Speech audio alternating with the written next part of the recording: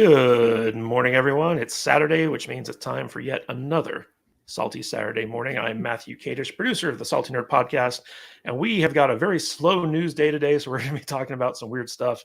But joining me to talk about this weird stuff is my expert panel of nerds, starting with Matt Vader 74. How you doing, buddy? I'm tweeting, man. Give me just a second. What are you doing? Always prepared. I'm using my blue check mark that I paid $8 for to do some tweetering. That's right. I can't wait for my 90 days to be up. I'm here. What is with this avatar change thing? You know, like they put you in jail when you change your picture. It's ridiculous. I don't like it.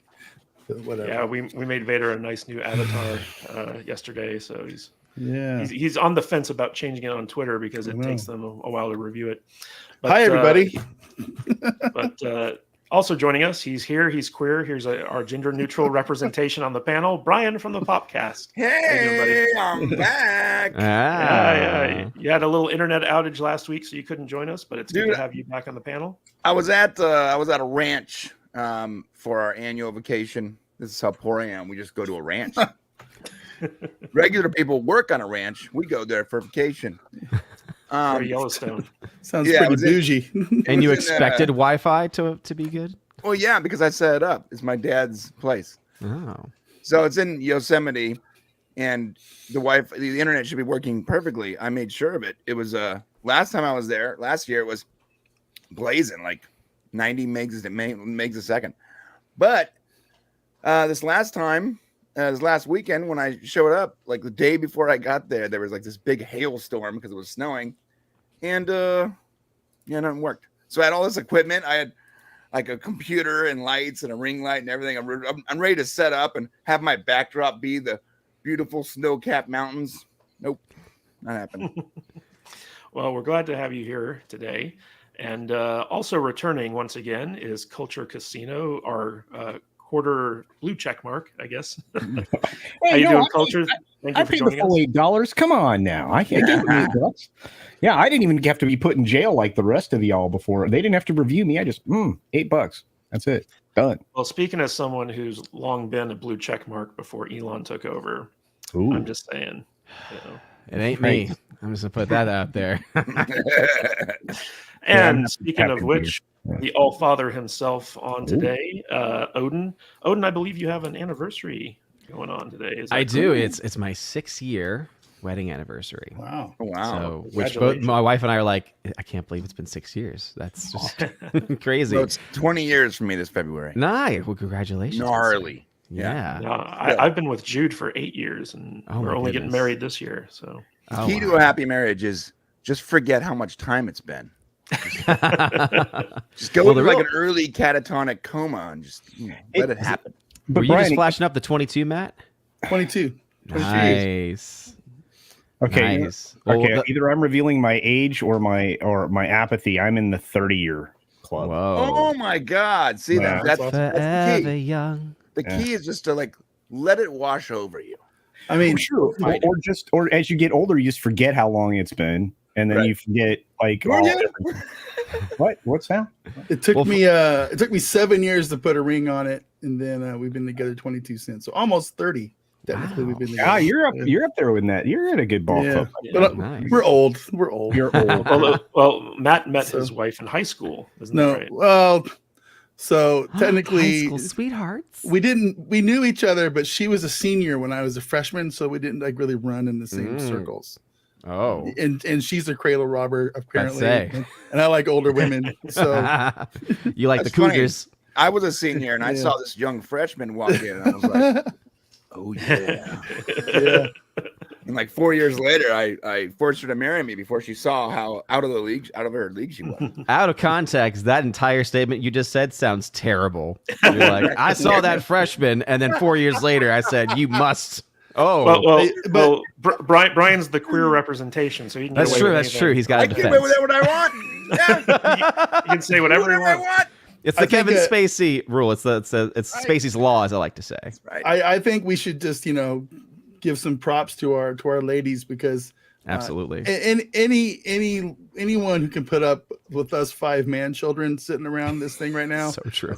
for as long as they have, are very, very patient and impressive. wise. It's very impressive. Yes. Absolutely. And I will say for the record, yes, I do not have a blue check mark because he will not take my money. Because when I nuked my Twitter account, I have to wait 90 days in order to actually subscribe, unfortunately. So Well, those 90 days will go by quick. I So should I be just want coming to up give on a it shout soon. out. But I just want to give a shout out to everyone in the chat. So we have Andre Anderson, Shadow Dragon, Penny, Danny's mom, Robafett, Gavin Blackburn, Joker Voice is in the chat. Shorty Short is there, Mark Davis, Anthony Mark. Good to see you, Anthony. As always, we got Craig Daniels, Mark Davis. We have Inside All Day Podcasts. Hopefully that is that Nadia? Maybe. We'll see. And Mr. Farnsworth is here. So, guys, before we get going, nice. last Saturday we had some crazy donations from people that we were very, very grateful for. And so we had to update our new top graphic. So we are revealing that here on the show today. Oh my So God. we now have 3 people in the $100 club Wow. that have been so kind and so generous. But we also have a new top donator who has, I think, either tied or surpassed Fluffy Panda, which is, of course, Joker Voice, which is kind of a little bit prophetic because he's our first super chat of the day. Oh, wow. If Vader wants to pull that up. Boom. Nice. $10, Joker Voice. Didn't get past the intro scene of Velma fetishizing children is all I can say. It's disgusting. I thought it couldn't get worse than Willow or She-Hulk. Showbiz, don't disappoint. Hashtag keep talking. So true. Yes. Yeah, and we refuse to watch it. I just can't. I watched it twice. we're going to talk about it. And of course, we've got one of our top donators. Sorry, Vader. Scotty Dubb is back for $19.99. All hail Salty Nerds and Salty Saturdays. Ready to enjoy this cast with a good glass of Gretzky 99. Nice. Yes, Scotty, we appreciate your support. You're very generous, and you're a member of the $100 Club. So thank you so much for that. And it's 5 o'clock somewhere. I'm assuming Gretzky is an adult beverage. I don't know. For me, I go with the cheapest possible way. Oh my God. Oh boy. And yes, it is Nadia from the Inside All Day podcast in the chat. Welcome. And we also have Chris Retzlaff, who just joined us. All right, guys. So we got a lot to talk about today, and none of it's very interesting. So we're going to try to make it entertaining for people. But the first thing we're going to talk about, Like Rings of Power. It's going to be like Rings of Power all over again. How terrible Velma is. Joker kind of let us off with this. But what's interesting is, so Forbes the other day after Velma premiered and got terrible ratings, published this article about how Velma is not only getting savaged by the right, but also the left. Nobody apparently likes this show. And as you can see here, critics have given it 50%, but the audience score is at 9. And people are saying that it's not funny, that they don't like the take on Scooby-Doo. There's not even Scooby-Doo's not even in the show. Apparently, yeah. Yeah, and basically, so this is an example of a tweet from a left-winger that says, Velma is extremely not good. It reads like a right-wing YouTuber's clumsy understanding of what a diverse show is, which, given that its showrunner is Mindy Kaling, who has faced criticism for transphobia and once described herself as way conservative, kind of makes sense. I've never heard Mindy Kaling describe herself as as no one in way the right mind conservative. would ever think of her as being a conservative woman. Yeah, what is she, nuts?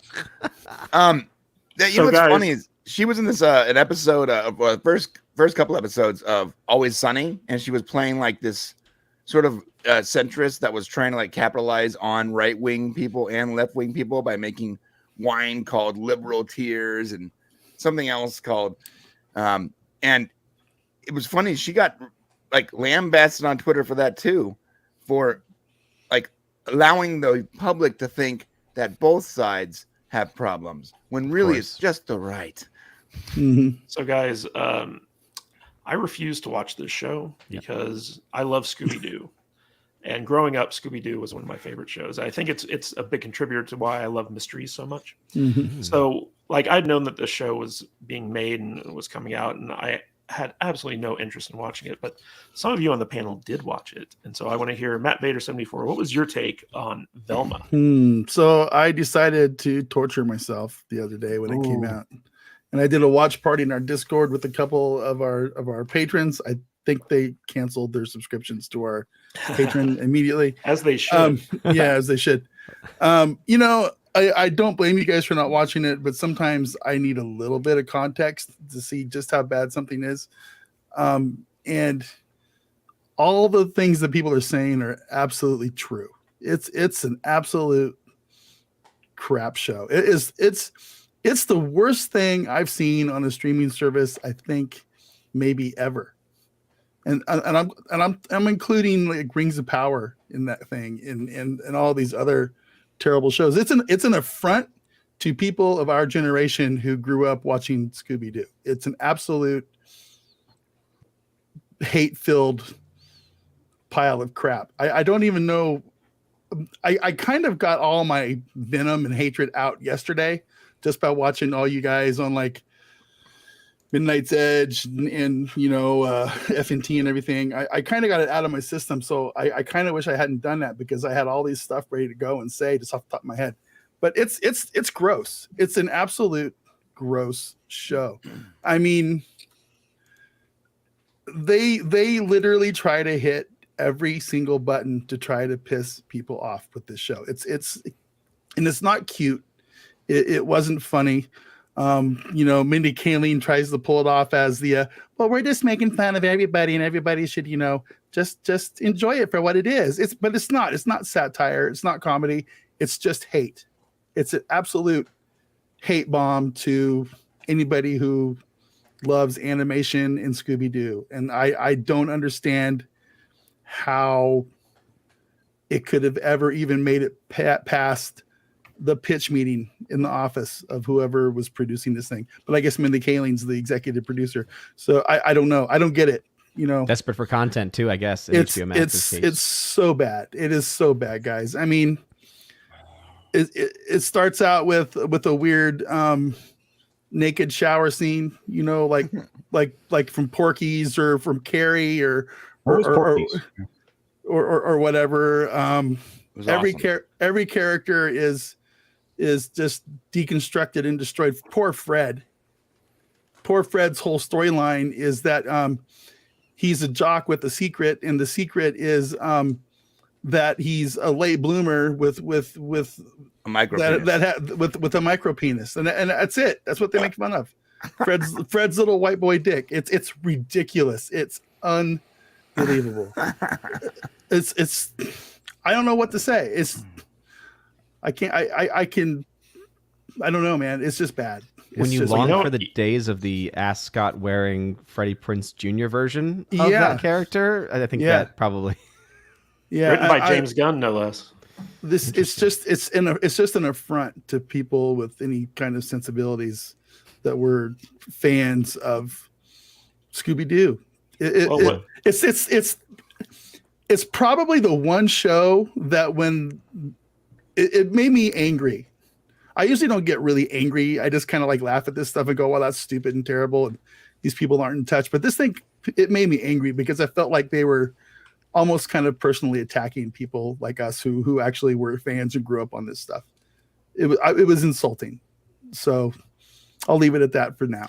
So well, what's absolutely crazy is that HBO Max actually canceled a Scooby-Doo like movie that they were making back when like they were doing their big purge with Batgirl and stuff like that. And that was a movie that was almost done, and they just said nope. Was that Scoob 2? That was Scoob 2, okay. yeah. But they kept going with this show for some reason. And the reason they canceled Scoob 2 was because they're like, it doesn't line up with the brand that we want to create. But I guess this does. Oh, so, boy. Brian, you also watched this show. But before we get to you, real quick, we have a super sticker from Gavin Blackburn for £2. Thank you so much, Gavin. Really appreciate that. So, Brian, what was your take on Velma? Yeah, listen, as the queer rep here, you guys loved the original Scooby-Doo. I'm gonna inject some headcanon for you and make it a little easier for you. Mm-hmm. This is actually not Scooby-Doo. Not at all. This is like Scooby-Doo's grandkids. The only character on here that is even remotely one of the characters from Mystery Inc. is Fred. Mm-hmm. Right? All right. So what if his dad is the original and he the new one, and these other characters, they don't even resemble, the original Mr. Inc. I'm just saying, you can inject some headcanon and make it easier, but I'm not buying that at all. Well, also, isn't Shaggy not named Shaggy? Oh, that's not Shaggy. Norbert. Yeah, it's just a new character. Yeah, so. Yeah, so Norbert. Yeah, you're right. This is very hate-filled. Although I do appreciate, if you can't give me real boobs, I will take the animated ones. Just saying. If I can't get the real, booty, I'll take the animated booty. I'm cool with that. What a nice way to look, guys, this is gonna be a rough episode for you. Let's show you some boobs first. Such a Mindy Kaling joke. It is very hate-filled. I did like the sort of irony of all the murders being brainless, because they're literally, they don't have mind. The brains are gone, and there's no pizzazz to any of the murders. They just sort of find girls without brains. Spoiler alert. The show is definitely, it hates white people. It hates white men 100%. It's hilarious how much it hates white men. 2 lesbian cops literally kneecap the white character for having a small penis. It is crazy how mean this is. I'm not really offended, and I'll tell you why. I didn't care very much about the original Scooby-Doo. I watched it when I was young, but I don't really have a deep connection to it, other than, and this is what's offensive to me, my first crush growing up was the nerdy curvy girl that was Velma. When I was a teenager, I was like, yo, I want to meet a nerdy curvy girl like that in real life. Jinkies. And then we get to this, and it's like this extremely frumpy, angry. I'm like, ugh, that sucks. That's not the right Velma. That's not the Velma I want to see. It's just not. Yeah, so I'm not going to keep watching. But I did watch the first couple episodes. Mm-hmm. I watched the first episode twice, because of boobies. But I didn't. You see, but here's the thing. I like animated boobies. I'm not gonna lie. This wasn't it. This wasn't it. This wasn't the place. These weren't the characters that needed to have that kind of content, right? To make people happy. You know what I mean? How about this? It's like I don't want to watch an R-rated Yogi Bear movie. I don't want to watch an R-rated Scooby-Doo. There's just some things that I think people shouldn't mess with unless they're going to be semi-respectful to the source material. And smart and clever. This is not. This is the source material. This is screw you and everything that you ever thought you liked about this show. Yeah, Daphne is an Asian woman, an Asian girl adopted by a couple lesbian detectives. Yeah, and there is no Shaggy and there's no Scooby. I'll make it even worse for you, because Velma is now canonically gay. Her creeping on all the girls in the shower and then violently attacking the girl that she is obsessed with. A little hashtag me too for me, bro. Yeah, it's weird. It's a bad show. So real quick, we have a super chat from Culture Casino. Dashing young man who's given us 1/4 of $20. I feel like Vader is going to watch Velma every week now. Let the hate must flow through you. No, I'm not. I'm done. I can't. I've said it many times. If I'm going to talk about something on a show, I like to watch it. I need context. I can't. Yeah. I don't feel like I can always comment on something without seeing it. And this was just one of those cases. I go, okay, I can go waste 45 minutes of my life when I'm not doing anything on a Thursday afternoon and crank it out. But I almost kind of regret that I did, but it is what it is. It's not getting, I'm really looking forward to seeing how we'll probably never know, but I want to know what the how many people watch the third episode on after the first two have been released, because it's not going to be very many people. Well, culture, typically when a studio decides to go woke with their existing properties, they know that no matter how bad it gets, they can at least rely on the left to kind of like do their PR for them or come out and support, or at least like have some critics in their pocket that they can kind of, send some checks to say nice things about them or threaten to, revoke their access for. But what's interesting about Velma is that it's been panned across both sides of the aisle. There are people on the left side who believe that it's insulting their belief system and that it's also too right wing for them. So what's your take on this? Like, why is Velma kind of going against like the one faction that reliably usually defends this stuff? Well, okay, so nobody can carry the water for this show at all. I mean, you can see it in Rotten Tomatoes and other things, and you'll see that every once in a while. I know Odin probably can speak to this as well, but you'll watch it as a pattern. Like, critics there are certain things they're willing to just ignore their reputation and credibility and just shill for. This show was not going to be it. I mean, and not only that, I mean, this is, and I believe that the script doctor and I had the same kind of a take yesterday, which is that Zaslav just put it out there to make a point, because we're looking at 2016, 2017 politics, which is kind of where this show all, started to, get the ball rolling. It might have not be coming to fruition until the creator put it actually in front of Mindy Kaling and some others, in 2019, 2020. But here we are, and nobody loves it. Why aren't they loving on it? Well, again, I mean, there are certain projects nobody's going to put their reputation up against, and it's really easy to hate on the show from both perspectives. I found no redeeming value. I forced this upon the boss. We were in bed. It was 5:30 in the morning. I turned it on, and I make my first pause 30 seconds in because there's been 3 patriarchy jokes, and she's like, "I'm done." 30 seconds in. Yeah. 5 minutes in, I'm like, I don't want to watch the rest of this. I ended up with 4 pages of notes because I'm thinking I'm going to do a review, and I'm not. I feel like, there was enough to offend both sides of the aisle. I mean, Matt Vader or Brian mentioned that you got Me Too all over the place just in the first 5 minutes of that, and the Porky scene and everything else. But you're right. It in a way, it's quite insulting to the people that it's like trying to side with. And I think that like I said, you have certain tone deaf people, Mindy Kaling's one of them, that, will try to appeal to the thing that, she thinks she's a part of, and she misses all over the place. It's not the first time. But as to why nobody wants to carry the water, it's a terrible show. It's poorly written. I think you suggested, and many others have, it's more than a little bit mean-spirited. It's outright offensive to everybody. Yeah, bad-spirited, yeah. Right, Darth Maul.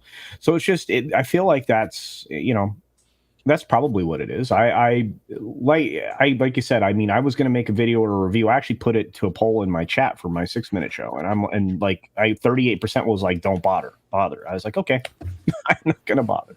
I don't know, Odin, what did you think, man? Because I wanted to ask Odin, because the concept for this show is that it was going to be adult animation. Mm-hmm. They were going to basically show how Mystery Incorporated came about through this reimagining of the characters. And it seems like nobody wanted this show except maybe Mindy Kaling. So what's your take on this? And why do you think she's being attacked on the left for being like a transphobe and a super conservative and stuff like that, when she obviously isn't? I guess it's because she is kind of slim, like she's a small fish in the water, right? She's not like one of these bigger names that is one of the ones that they need to preserve and protect. So my guess is that they feel more comfortable going after her. And also because I was looking at it, it's not even just that the actual audience score is even less. It's down to like 7% now or something. But I look at the number of reviews too, and only 19 people actually reviewed it to give it that low level. And then I looked over at another show that is also on right now. I think it was it White? No, it was Willow, White, which is getting positive ratings, and that one had like a good 50+ ratings, right, and twice as many audience reviews. So I'm looking at that and I'm thinking to myself, well, they also don't really feel that fear for this show because no one's actually watching it. No one cares about the show, right? It's not really moving the map, except for just a few people. and obviously people in our space who are much more aware of whenever Hollywood tries to do these things, because it's not about the more adult themed version of this. Because I just immediately, when I was hearing y'all talk about that, like immediately my mind went to, I remember when they first announced Winnie the Pooh, Blood and Honey, because because the rights finally became available, and so they're like, we're just gonna do like a gory version. I'm like, that is, again, I think it's not necessarily that it's a more mature version of the source material. It's exactly what y'all been saying. It was not well written, right? I think there's a way that you can do a more adult or mature version of the show with actually good writers and actually be able to make it something that people can actually enjoy. But instead, you're getting this, right? And again, those numbers are based off of very small returns, right? I think the audience score was out of 2,000 people, whereas for Willow it was like 4,000 people, and then 19 versus 53 for the critic scores. So no one's watching it. No one cares. You know, I like my animated shows, and I like adult animation. I like adult themed animation shows. There's things out there like Rick and Morty, Solar Opposites, Family Guy, even Simpsons to some degree are all geared towards old school Ren and Stimpy. Yeah, exactly. Beavis and Butthead. And I don't feel insulted as a human when I watch those kind of shows, but this one just feels angry and mean. It was just like, I don't want to watch a Winnie the Pooh serial killer show. I won't watch that. Winnie the Pooh is sacred to me. You know what I mean? It's just like, I don't want to watch Bro. I don't want to watch Looney Tunes being R-rated and stuff, even though they're pretty close to it anyway. It's just, I don't need that. If you want to make an adult cartoon, make an adult cartoon, make a new property like they've been doing with, like I said, Solar Opposites. That's a funny show. It's weird and it's trippy and it's got some really cool concepts. The Wall is the best part of it. The Wall is incredible. They need to be a whole series just about the Wall. Yeah. But this I don't need. I don't need my childhood deconstructed for the sake of your woke enjoyment. F you. Can I disagree with you, bro? I'm sorry. Yeah. Go ahead. In comedy, I don't think anything's sacred. And that's okay. I didn't like Winnie the Pooh, Blood and Honey. But the idea of it for me was fascinating. What a great idea. Let's take this like lovable, little animal that everyone loves, and let's make him Christopher Robin. let's make him insane. Great idea. Now, execution, not so much.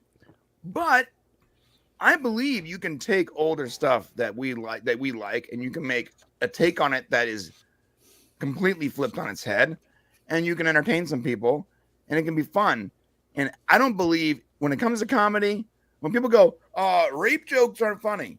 Well, you know what? Unfortunately, rape is not funny, but you can make rape jokes funny. You can make anything can be made funny. So I don't disagree. The show is not that it's not sacred; it's that it's just poorly done. And to Mindy Kaling's defense, I can sort of see what she was trying to do here, but see, she clearly needed someone to bounce ideas off because she went too far, Mindy. She should have been a little less Mindy and a little more. They should have watered down the hate, and they should have upped the comedy. And there's a real like an actual review you can give this, but I'm not going to review a cartoon. I'm just not going to. I refuse to. As much as I like cartoons, I'm never going to sit there and review a cartoon. But she didn't land it, man. She could have landed it. It could have been good. It could have been funny, and it could have been R-rated. They could have done it that way. It could have worked, but they just didn't land it. They went too far hate and not enough comedy. And I would love someone else to take a crack at a serial killer Winnie the Pooh. Someone, please. God damn, I want to see that so bad. No, don't do it. They don't need it. Well, the biggest question we always ask it is, who is this for? Wasn't for me. Nope. Clearly wasn't for the boss. It doesn't sound like for anybody on this panel. It wasn't made for the Scooby-Doo fans, right? By any means. Like this was literally a show that was didn't know who it was being made for. It feels more like a vanity project than anything. Well, it's just like, why would you try to give any of this an origin story? Because this is more than one origin story. It's an origin story for the team. It's an origin story for Velma herself. You know, you give her a mental issue right there. She's having hallucinations, right? You know, so I guess you could strip it out of canon for that.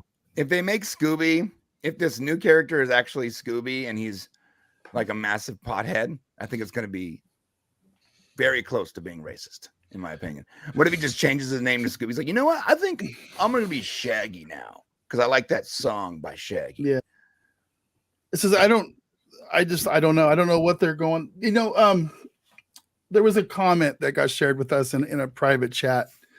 It was a clip from one of the Velma shows, or it was from the Velma show, and it was talking about the writers of this thing. And I want Matt, you probably read this in the chat, but I want to share it real quick. I'm going to read it out loud.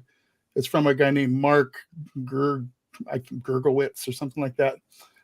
It says, modern writers cannot write stories about friends because they have no friends. They have allies. They cannot write about relationships, romantic or otherwise, because they have none of this. They have F-buddies and hookups. They cannot write stories that have soul or passion or emotion or anything that makes humans human because they have no one of this and they cannot experience it.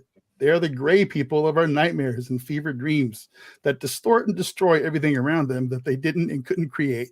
They are a cancer. That's who wrote this show. That's who this show is for, because these people, they can't write Scooby-Doo because they don't understand it. They don't know what it is. And it's just, that's where this show comes from in my head. All writing. But that's all writing right now. It's wild. Yeah, it covers writing. Everything. So and I agree with you, but I do believe there's a way to do what she was trying to accomplish without actually loving, without actually being, super clear to the source material. Yeah. But you're right. Sad thing. So since we're already talking about people who don't know what they're doing, let's talk about Dungeons and Dragons and this huge kerfluffle that they stumbled into. So basically, we have a situation here where Wizards of the Coast, the owners of Dungeons and Dragons, we're going to release a new iteration of their original licensing agreement, which allows people to, make money off of like Dungeons and Dragons content and stuff like that.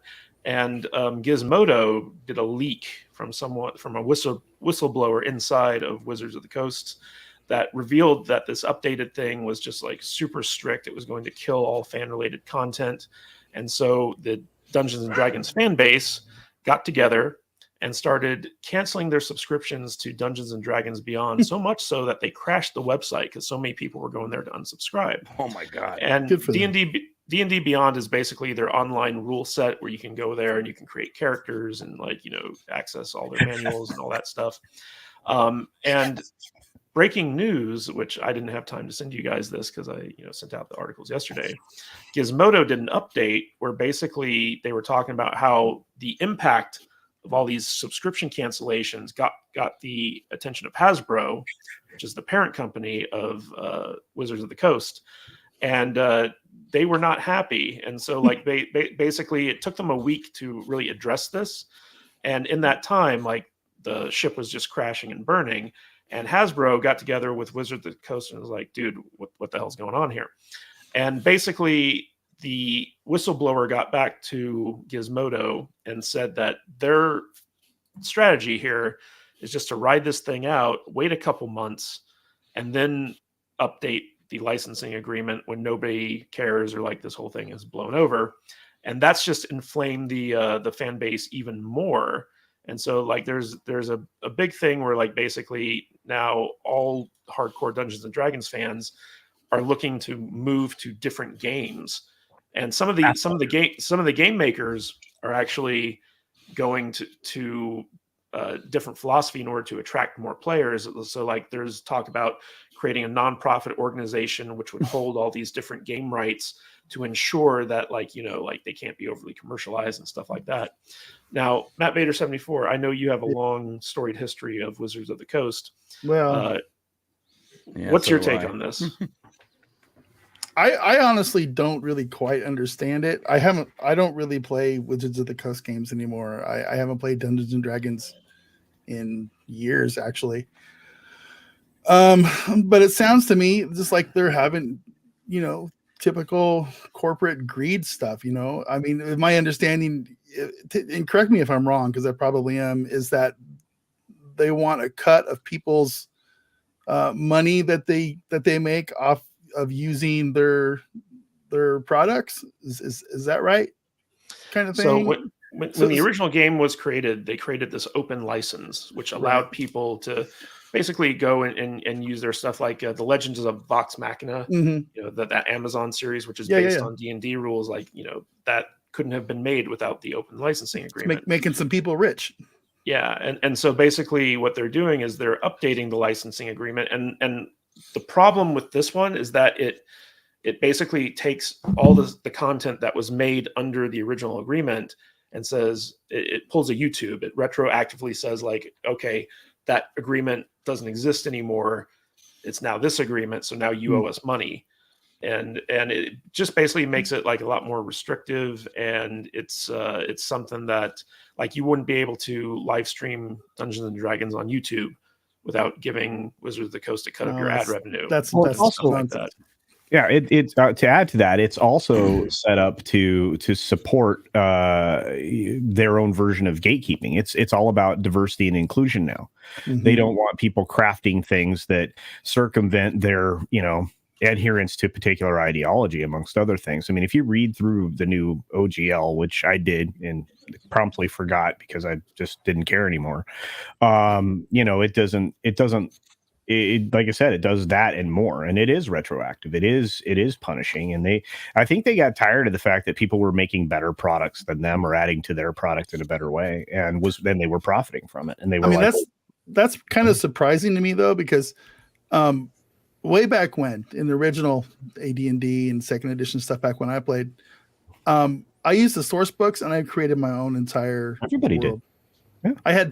I had 3-ring notebooks on top of 3-ring notebooks, just filled with my own world, like my own version of the Hobbit land or whatever. Right. It was all there. Yeah. I had cities and races and all kinds of stuff. It was wild. And you made the Hardfoots. Probably, but and everybody who played the game back then did the same thing. So I can't even imagine what it would be like to play Dungeons and Dragons these days. It's a completely different world with the way everybody's connected with playing on YouTube or Twitch or whatever. And it's strange. I mean, I can kind of get what people at Wizards of the Coast probably sitting back and going, man, there's a lot of people out there making a lot of money using our stuff. But they make source materials. They make it's like, this is how you play the game, but we don't really care what you do with it. But this is how you're supposed to play it. So I don't know. It's a weird, strange thing. The whole thing where they like, okay, well we'll just back off a little bit and hope they forget about it and then institute it. That kind of annoys me too. I feel like that's what Lucasfilm is doing with our Star Wars movies. It's like, let's just not make any Star Wars movies, and maybe they'll forget about all the crap we made a few years ago, and we can start doing it again 5-6 years from now. But I don't know. Star Trek too, though. Well, same thing. It's very very weird. But the strategy there, Matt, isn't going to work because it's first of all, there are people like you and I that do have, like, I still have some of those 3-ring notebooks with my graph paper with all my towns laid out. I mean, it doesn't work. I'm not going to forget this. I'm not going to forget Star Wars. And the other problem with the path forward for all these corps is by alienating people like you and me. We're not going to introduce this to the next generation or the next 2 generations or whatever.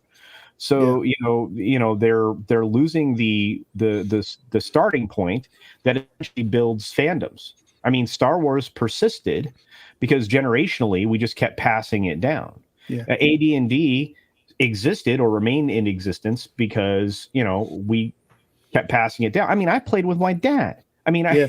my brothers, you know, my friends around the table. Yeah, most people now they aren't going to return to that, or they'll move to something else. Like I said, it's not like they're the only ones creating, you know, tabletop stuff, right? So RPGs. Odin, the thing that struck me most about this story was that the D&D community, the fan community, as soon as they heard about this, they quickly organized on at a speed that I didn't think would be possible. Right. And basically, D&D Online, instead of having the 3-ring binders, people can like have their online database and have all their stuff online. And they were like, the quickest way to express our distaste for this is to basically stop paying Wizards of the Coast for this service. And so the sheer number of unsubscribes from this, and this is subscription revenue, and so like this is a big hit, so big that Hasbro had to come in and be like, what the hell's going on here? What's your take on this? Do you think that the fan community can continue to pressure a company like Hasbro in order to get them to abandon the strategy? It sure sounds like it. I mean, I've heard of servers getting shut down because of mass amounts of people subscribing. I don't think I've ever heard, or it's been very rare that I've ever heard of a website crashing or servers crashing because people are unsubscribing to that extent. So if that doesn't give them a heads up and they don't listen to the fans clearly who are unhappy, then at that point they're just kind of asking for, you know, they're asking to lose. They're asking for everything to fall down. I've actually never played D&D. It's never been something that I like ever had a chance to really play. I grew up in the age where Pokemon on the Game Boy and then the Pokemon card game. And as I was going on, I immediately was like, oh, so does that mean that Yu-Gi-Oh is going to be cool again? So I grabbed my Yu-Gi-Oh cards because, you know, I know it's not the same thing, but Culture and I grew up in an age where you drew naked pictures of a Dungeons and Dragons succubus on the cover of your Peachy folder. Yes. Yeah. Right. Yeah. And then your parents would go, "What are you drawing naked demons for on your Peachy?" And then they get in trouble, and it's just like, it's all kind of fun. The last time servers shut down because people were unsubscribing, I don't know if you guys remember this, was Movie Pass. Oh wow! Oh yeah.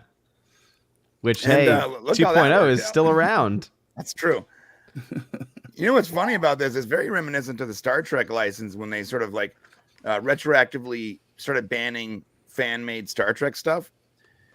I almost understand a little bit of where they're coming from, though, because there are big businesses using what it was intended for, a fan creative open license. They're legally using that to create like $1 million projects on big budget studio, you know, streaming services. I can understand them wanting a piece of that. How do you separate the license and go, hey, hold up, Amazon, stop using all of our characters to make, you know, $1 billion, but Vader, you can continue doing whatever you want with no issue on Twitch or whatever. But there's a problem with that, right? I'm sorry. Go ahead, Vader. I was just going to ask, you know, so I immediately think of Vox Machina, right? So Vox Machina is a Dungeons and Dragons game, is it not? That they've made a hugely successful animated television show on, is it Amazon? Is it Prime that shows that? So is Wizards, are they not getting a cut of that? Is that what's pissed them off? Is that why they're, because I would think that would be why they would be the impetus to something like this, right? Well, you know, the funny thing about Vox Machina is that it's based around a YouTube channel where voice actors got together and as actors, they created these really intriguing storylines and characters that fans fell in love with, and then they translated that success into an animated show. So even though it's a Dungeons and Dragons rule set that they base the characters and the worlds around, it's uniquely their own, and its success is because of, like, you know, them just being creatively, you know, flourishing within this framework. So it's not just like, if it wasn't Dungeons and Dragons, it'd be another kind of like role-playing game that they'd be doing. But I want to ask Brian. So Brian, Wizards of the Coast also owns Magic the Gathering, and they've been very kind of like under fire for kind of like wokenizing all of their stuff. Yeah, they have. You know, saying that like orcs are racist and like all this other type of thing, and changing like nomenclature and gender roles and all types. That statement alone is racist. Yeah.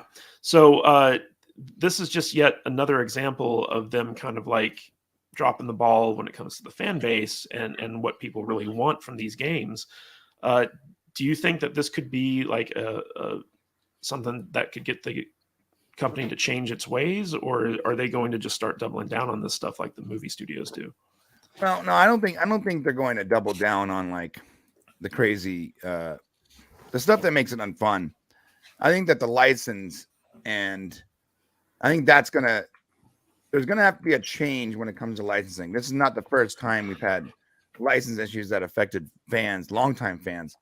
But this might be the first time fans can actually do something about it, because when it happened with Star Trek, Dota, League of Legends, other stuff, fans couldn't really do anything about it because they weren't. First off, organizing is difficult, and there wasn't a subscription that you were paying. The fact that they can like just yank millions of dollars away from this company in one day, that's actually a pretty big deal. So yeah, they could sit on it and be like, we're just gonna write it out and wait for them to forget, or they can actually like make a multi-license and do it properly and not try to blanket everything into one place. When it comes to the woke part of it and like the inclusion, unfortunately, when I say these people, I'm referring to people who do not actually care about where they're working or what stories they're working for, or the themes or the history or the canon of something.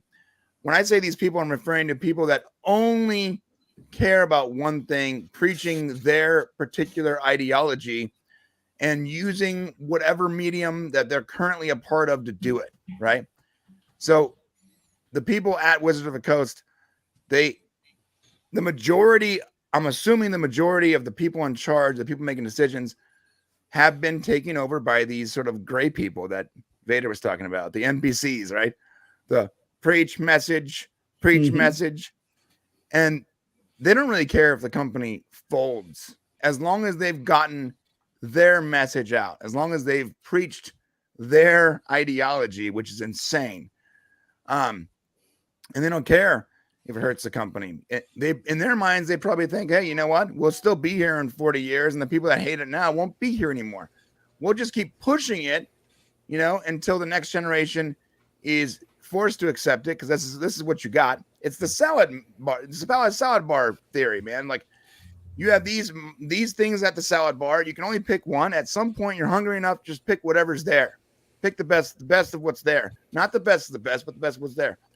And when corporations have taken over the industry to the point where artists, like I'm an artist, like my day job is I create art to sell on clothing, right? It is so incredibly difficult to create art that isn't instantly copyright claimed or DMCA'd. And in order to actually come up and not use derivative art and you do your own thing, well, unfortunately, corporations also run the only way of marketing yourself. So the majority of these people, unless you're 1% of the 1%, you're not going to be able to come out with something sort of new. It's going to be based on something, just like Vox is based on D&D, and which is based on something else, which is based on something else, which is based on something else, which eventually goes back to Tolkien, right? Yeah. All these things are based on something, based on something, and eventually 4 companies own all of those things, and they can gatekeep and make sure you are allowed to create based on our product and you aren't. And when it gets to that point, then making something new is impossible. You have to play in their playground. And so waiting it out, when you say waiting it out 6 months, no, I think the people, their plan is to wait out 25 years. They're going to keep pushing and pushing and pushing until all the people that complain about it, like us, either give up or die. The problem is that your brand, if you do wait us out, your brand's going to fail. Because like I said, these types of fandoms are generational. You pass this on generationally. There's too much entertainment out there for a group of people to coalesce as much as they used to in the past. I mean, and that's also some of the other problems is you have so much distraction out there.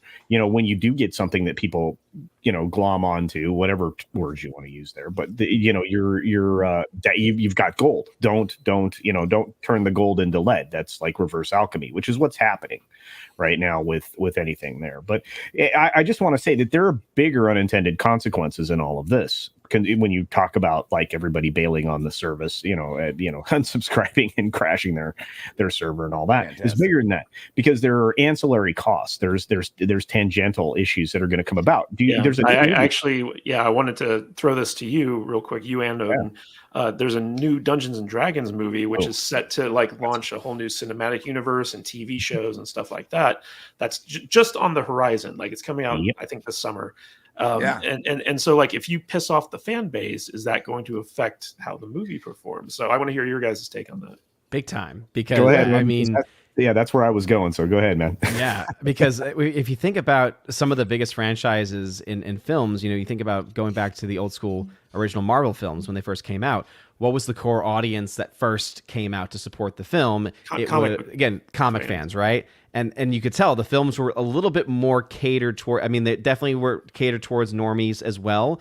But now you look at them, and any comic fan will go to them and say, "What the hell am I watching?" Whereas for the normies, now that they've gotten them in, any other normies that come in will just say, "Oh, okay, I can just shove popcorn down my mouth and just have a lot of fun." So as for this one, if they're going to try and launch this just in the midst of all of this happening with their core fan base, and at least a large portion of them being like, screw you. Good luck launching that and getting that off the ground, because you probably will have people that come out for it, but you're not going to be able to have that same type of organic growth that you saw with properties like MCU, et cetera. Which would suck, because I'm looking forward to that movie. Yeah. I saw the trailer when I saw Megan just a few days ago, and it looked okay. I'm sorry. Maybe I'm jaded. I don't know. Odin, am I jaded? I go and see most trailers now. I'm going, oh man.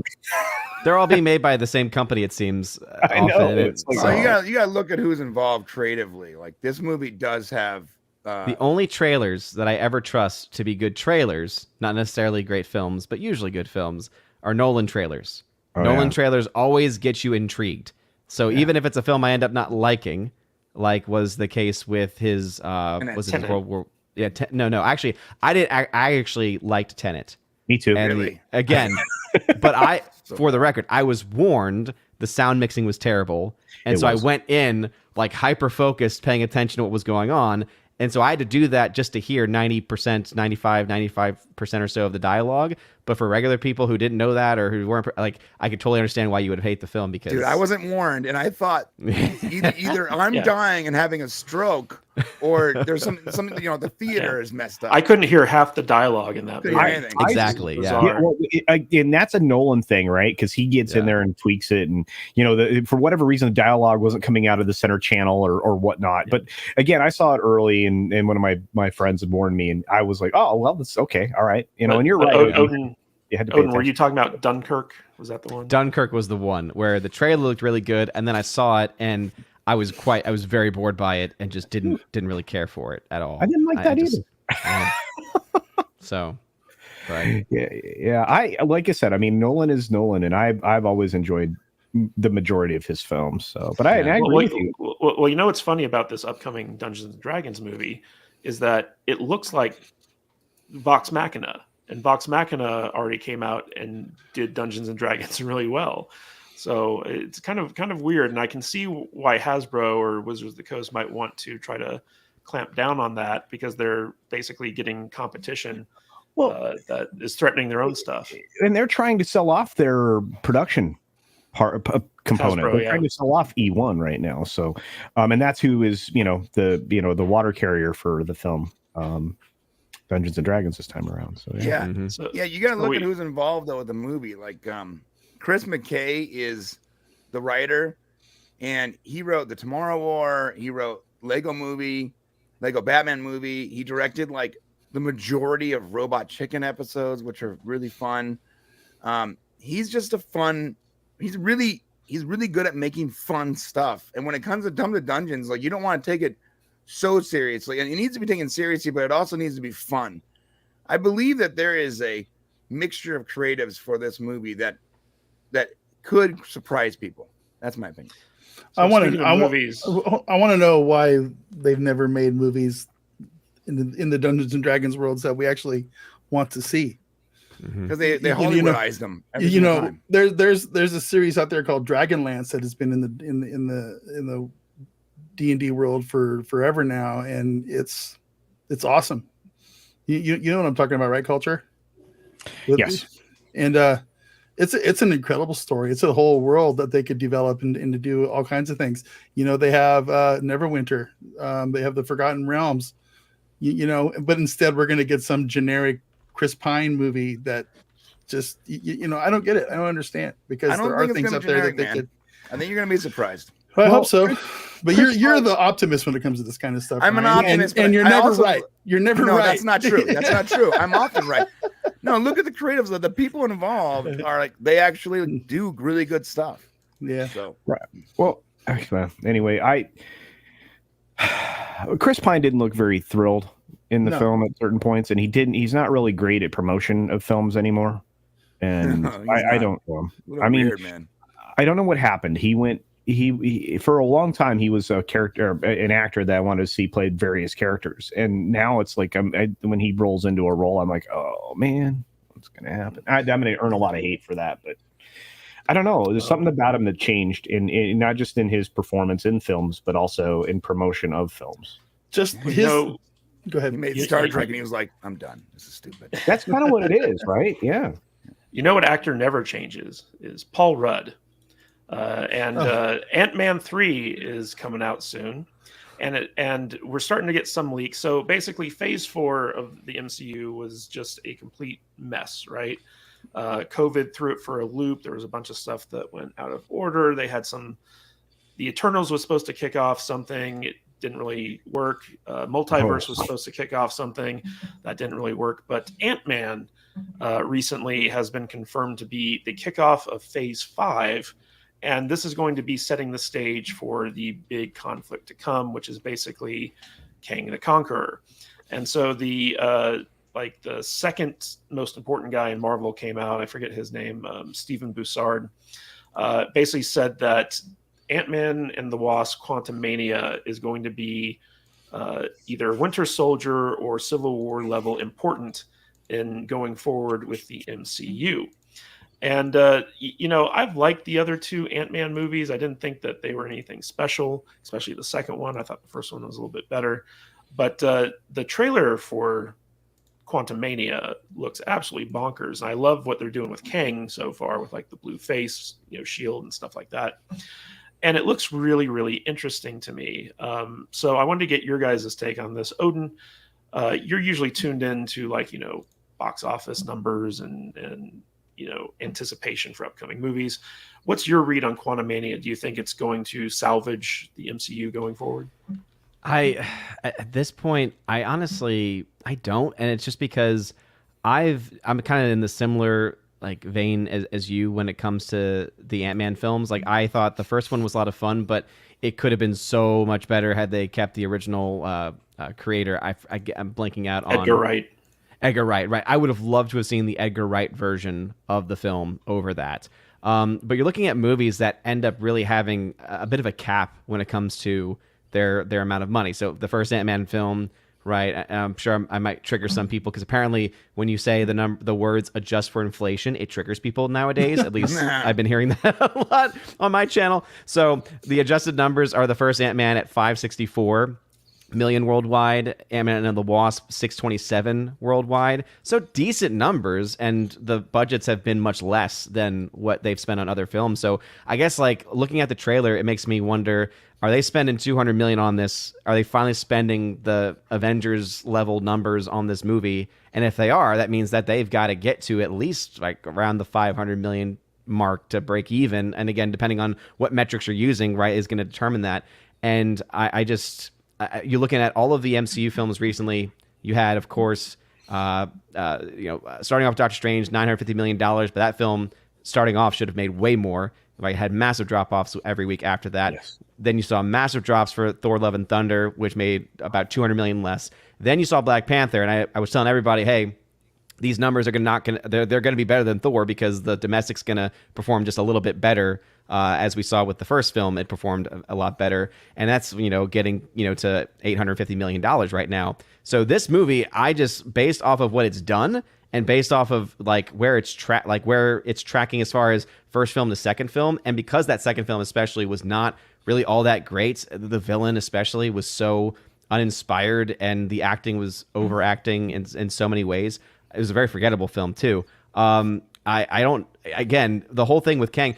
The only people that know anything about that character at this point are people who watch the shows on Disney Plus. Yeah, Loki. And yeah, exactly. And so unless you've been tuned into that, which I think a lot of people could probably be honest to say that most people haven't, they're going to go into that saying, I don't know who you are or why I should care about who you are. Mm-hmm. So like when people see that trailer, if you watch Loki, guess what? You're like, oh, okay. This guy's back. Whereas if you see that and you haven't seen anything from Disney Plus, you're gonna be like, wait, I don't even know who is this? And then you're gonna look it up and say, wait, what? Oh, well, the interesting thing about Kang is that there are multiple different versions of him. Yeah. So like you could introduce him as the Conqueror, Kang the Conqueror in this movie. And if you haven't seen Loki, you're not really missing anything, right? Yeah. Because I'm sure they'll repeat the backstory. Real quick before we move on, from our top donator, Fluffy Panda, for $5. Hey all, much love, even to Brian, our representation. All Wizards of the Coast will do is push creators to alternative sources like Pathfinders and others. And in fact, the people at Pathfinders are taking advantage of this situation. They're really pushing their game and their open license and stuff like that. But culture, I think we can all agree that Phase 4 was a disaster for Marvel. Yeah. It was just really bad. This is going to be kicking off Phase 5. Do you have any hope for the MCU at this point? Like, can they clean up their act? Wow, you must have been watching some of my streams. No. Look, I mean, I saw the trailer. The aesthetic didn't blow my skirt off. I hate the fact that Marvel trailers are now incredibly predictable.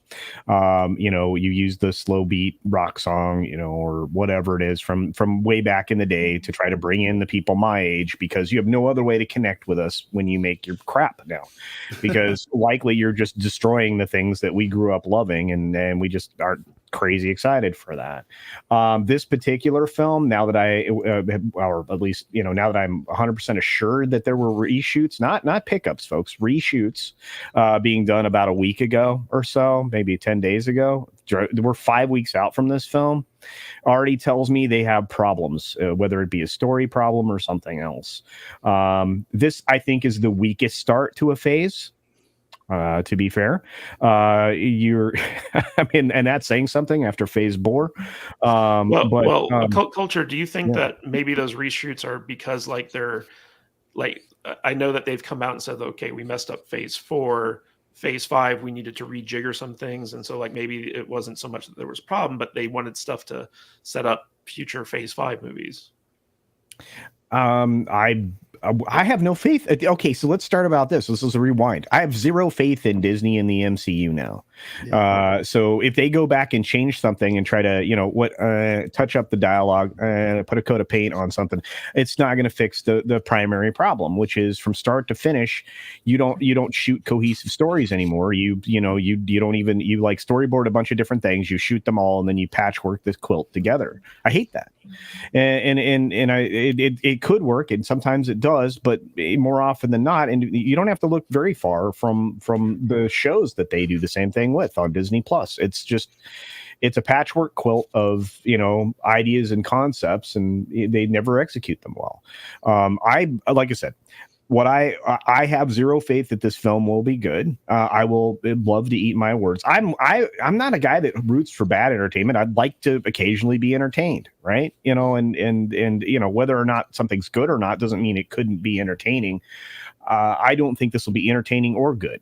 Again, I hate the aesthetic that they're using in Quantumania, because we talked about this the other day. I don't remember where, but they're using the same aesthetic for the cosmic as they are for the quantum, as as they are for any other thing like that. And it's like, why, you should have different aesthetics for these different elements that you're putting out there. It just bothers me. The biggest problem, though, and the reason why it's not going to be different, is because they are now so over reliant on CGI that everything just blends together, because everything has that artificial look to it, And I mean, I remember back when, you know, Doctor Strange came out, when Multiverse of Madness came out, and I was just cringing at those beginning moments, especially when you're looking at the multiverse. You're like, this CGI looks completely abysmal.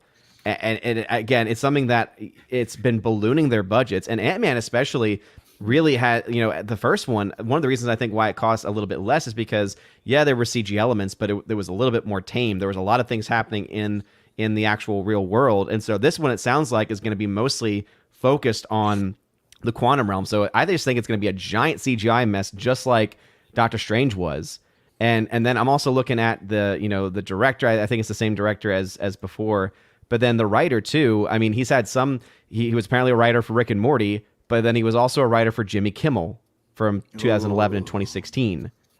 And he's also the guy they pegged to write the next Avengers film, the Kang Dynasty. So I don't know what we're going to get from this movie. So I want to throw it to Brian, because he's our DCEU expert. You know, he runs his own DC channel, so he's very steeped in the comic book stuff. But Brian, what's your take on this? Because it is basically, the article that we referenced says that this is leading directly into the next Avengers team up, which is the Kang Dynasty, which then will be a launching point for the Secret Wars. So how important is it for Marvel to get this right? Well, yeah, they need to get it right. Kang is actually a huge part of everything going forward. These next couple phases are going to be very Kang oriented. He's like the next Thanos, right? I have a problem with, like, the article source is the direct, and I'm pretty sure they have a really poor track record for being. I'm trying to be nice as possible. They have a poor track record. Very nice. You are very kind, sir. For being correct on anything. 90% of what they put out there is just fake. But Kang is important. That's true. He's the next Thanos if they're going that route. And he's stronger than any previous villain. So it's pretty important that you get him right and that you show how powerful he is. And so that, I mean, maybe not the Secret Wars doesn't matter, but the next Avenger film should be the Avengers versus Kang to some degree. So that is what makes it important. Go ahead. I just don't get it at this point, because I'm not a comics person. So I've only seen him in Loki. And the version that was there, all I got from it was, wait, he's just a human that was really smart. Like that's all I really got from what they portrayed. Yeah. And I was like, don't pay attention to Loki as your source, though, because like that Kang was not Kang. That was like a variant of Kang that had controlled the timeline to keep the real bad Kang at bay. And the real bad Kang is going to be in this Ant-Man movie, right? So the real Kang is not a human that's just really smart. Well, he started off as a human that was very, very, really smart, but then that's where it loses me. The multiverse is like where this just. So imagine if you had time travel and you were immortal, and you can constantly go back and constantly keep adding to your abilities. That's what Kang is like. Mm. The thing is, though, I think that watching Loki is going to detract from Ant-Man. Mm-hmm. You're saying that who cares about this character unless they watch Loki? I think that this is a completely different Kang, and that watching Loki might actually make your experience worse. Because you're going to be like, oh, you're going to have the same question. Wait a minute. Well, I'm not a comic guy. Where's the Kang? And if you're not a comic guy, yeah, it's confusing, because Kang is like, yeah, he's like a time, like, thank you, drunk. He's 3PO. He's a time traveler that can multiply himself across the universe. Like, that's not confusing or anything at all. It's really confusing, which is why if you watch Loki, it's going to be even more confusing, because you're going to be like, wait a minute. Yeah. But if he is the next big bad, then this is a very important film to get right. That's true. Well, they need to get it right, because I'm already confused, and my interest level is really, it's way down here. Right. It really is. I'm the Odin. I don't get what's going on. Real quick, Vader, before we get into your take on this, Fluffy Panda for $5. This new face is just lipstick on a pig. They're even teasing killing off Ant-Man in one of the trailers. Isn't Ant-Man the last that needs to be cucked? Of the original, probably. So Vader, I watched the new trailer that came out for this movie. I was actually very impressed by the new trailer. Yeah. Like everything leading up to it. like I didn't really care for. But this one, it was very dramatic. It really set up Ant-Man versus Kang. Kang felt like a good threat in the trailer, so I'm actually excited about this. But unfortunately, out of all the people on the panel, I liked Thor: Love and Thunder. I liked Multiverse of Madness. I'm the biggest Marvel shill on the panel, probably. You disgust me. Yeah, you're disgusting. Yes, Right, I know. So I wanted to get your take on this. Ant-Man's not like a huge draw in the Marvel universe, but do you think that?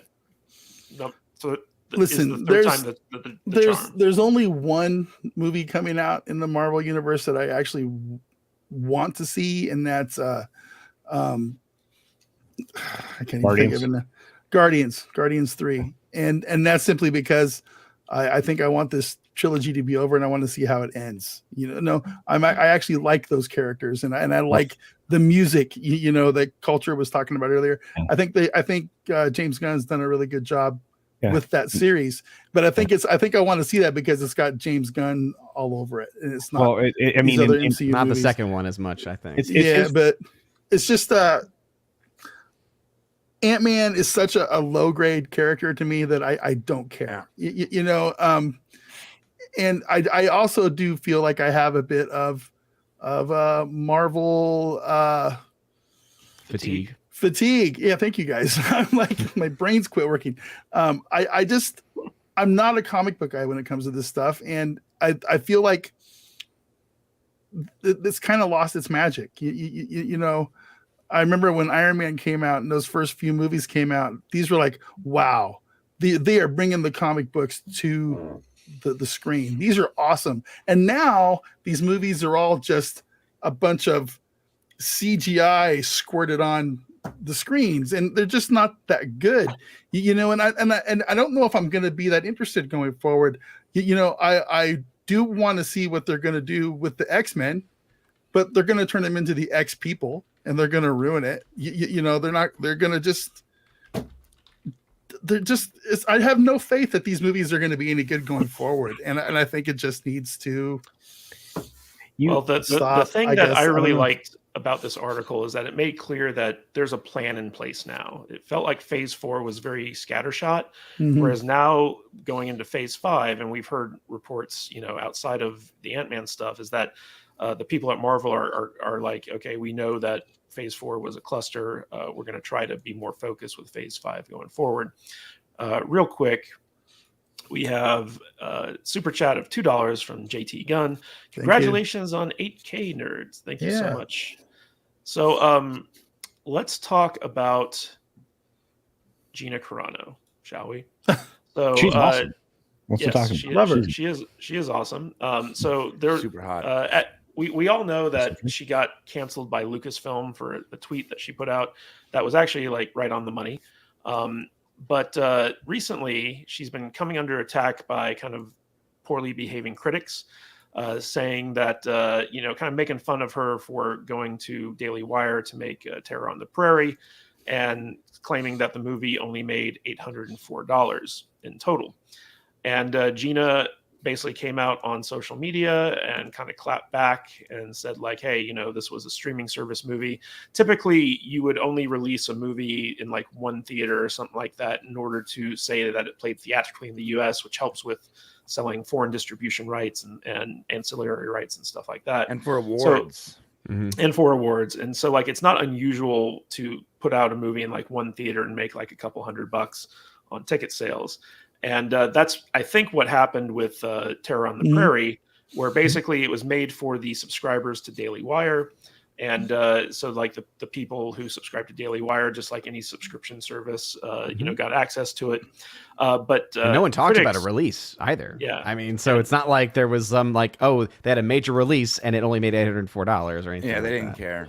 Yeah. And so basically these critics are coming out and saying that, Gina Carano messed up by getting fired from Star Wars. And now she's teamed up with these crazy right wingers and her movies are making hundreds of dollars instead of millions. And it's kind of interesting to see the coordinated attacks against her even now. And I like that she's kind of standing up for herself and not being afraid to talk back, especially now that Twitter is owned by people who aren't afraid to to let people speak freely. So, Culture, let's start with you. What did you think of this clapback of Gina's against these idiotic critics? You know what? She doesn't back down from any kind of a fight, which is admirable. And like I said, I mean, it's pretty easy to love her for a lot of different reasons, but that's one of them, right? You know, we live in a world where it's pretty easy to be backed down or yell or shouted at or the attempt to shout you down. And the fact that she's risen above it every single time it's happened is quite admirable. So our direct connection to Gina, Drunk 3PO, says they made $804 from the premiere, and they rented out a few theaters for it. So should send Jay a link. He could set us straight. He never wants to come on the show. but honestly, he's too busy and important. He was there. He probably was. Yeah. Actually, I know he was there. He made videos from there. Yeah, I was gonna say, I think but anyway, he's set that aside. Like I said, I admire Gina greatly. And not only that, I think she's always been an amazing performer, a wonderful promoter. That's somebody who knows how to sell her stuff. I mean, that's half of UFC, right? That's half of any of the fight leagues, is being able to promote and sell. Yeah. She again, I mean, I have nothing but good to say about her, and if she needed to clap back on, unknown guy with, 4 people paying attention to him on his Twitter, I mean, it's just like, maybe that was what he was looking for, was somebody to, come in and yell at him for being idiotic. But again, I didn't mind at all. I enjoyed it a lot. Was I mean there? I don't like calling people names. I think that if they took Terror on the Prairie and they released it in theaters, it would make a lot of money. Yeah. I think it would. I don't know what its budget was, but I guarantee you it would more than triple its budget, making the studios happy for whatever it is that they cost in it. It would. So maybe they should. So Brian, one of the interesting things that I've noticed is that anytime you see a news article about Gina Carano anymore, it's very kind of derivative because it links her to the Daily Wire and it talks about right-wing lunatics and stuff like that. But in a weird way, like, her deal with the Daily Wire gives her a great deal of creative input on the projects that she's going on, because she's not just an actor being hired to play a part. She's also helping to produce these movies and develop them and stuff like that. And she's working hand in hand with the people over at the Daily Wire Productions. So do you think that, like, this could have been a blessing in disguise for her for getting fired from Lucasfilm? Or do you think that, it just opened her up to far more criticism? Well, yeah. So I think it's a blessing in disguise that you were no longer, that she's no longer under the thumb of, the insane left-wing mouse in the house that he dominates. But I don't think it's good for her, like, financially. There's no way the Daily Wire is making up what she made before. I mean, maybe, I don't know, but I doubt it. And as far as her career goes, like, so she's already wealthy, I think, right? If I remember. So she's probably okay. But as far as making more money in the future, if she had towed the line and just been the shill that the majority of these other actors are, and they just sort of do what they got to do, like proper whores to stay in the whorehouse, the fact that she was able to break out of that mold and have the intestinal fortitude, the testicles to be like, F off and do what she wants, knowing that she's giving up millions and millions of dollars potentially, is pretty awesome. But as far as it being good for her career, there's absolutely no way this is good for her career. But does that make her less successful? I don't think so. I don't think success is determined on how much money you make. I think it's determined on how happy you are. And if she's happier with this and she's happy with being a genuine person, then that is her version of success. I'm not wealthy, but I feel like I have a moniker. I have a version of success that makes me happy, and I would rather be this than a whore for Disney. Well, Drunk 3PO says that we make more on YouTube than what she made with Star Wars. So that's kind of sad. Kind of an eye opener. Yeah. Matt Vader. What? Wow. Matt Vader. So the tweet that she got canceled at Lucasfilm for was very innocuous. It was basically just like, don't squeal on your neighbors or something like that. Yeah, but something. forces within Lucasfilm, for whatever reason, had her targeted, and they used this as ammunition to blow up, and get her fired. Do you think that moving to the Daily Wire was a good career move for her? I think it was an opportunity that she had that she needed to take. I mean, she got to make a movie she wanted to make, right? I mean, I'm not an expert here. I don't know about all the inner workings of what's going on. All I know is that Gina stands up for what she believes, and everybody respects that for her. And she's one of the few people out there that had the stones to say what she meant and stand by it. And she got canceled for it. And we all love her for it, and if that cost her some opportunities, then I guess it did, but I don't think she regrets it. I think there's a lot of people in her circle in the Star Wars world that probably kind of wish that they had done things a little bit different. I mean, I don't know what else to say. We love Gina Carano. We love what she stands for. She's very important to this community, and more power to her. And I wish they would release Terror on the Prairie in the theaters, because I kind of want to see it on the big screen. I want to see if it would make some money. Yeah. Having it blocked behind their paywall kind of sucks, because I'm not a huge fan of that website. I mean, I don't have an issue with them. It's getting better, but it's definitely not at the same level. Some of like that Matt Walsh dude, I like what he does, but he's got some really weird takes on a lot of stuff. Yeah, he does have some weird takes. I'm not a huge fan of that dude. But I am a huge fan of Gina Carano, and I want to see her be successful. Yeah, I'm a fan of freedom of speech, so I love it when people are able to say F it and speak their mind and do what they gotta do. So even if I don't agree with Matt Walsh, I'm like, you know what? Yeah, keep doing what you're doing, bro. Do whatever you gotta do.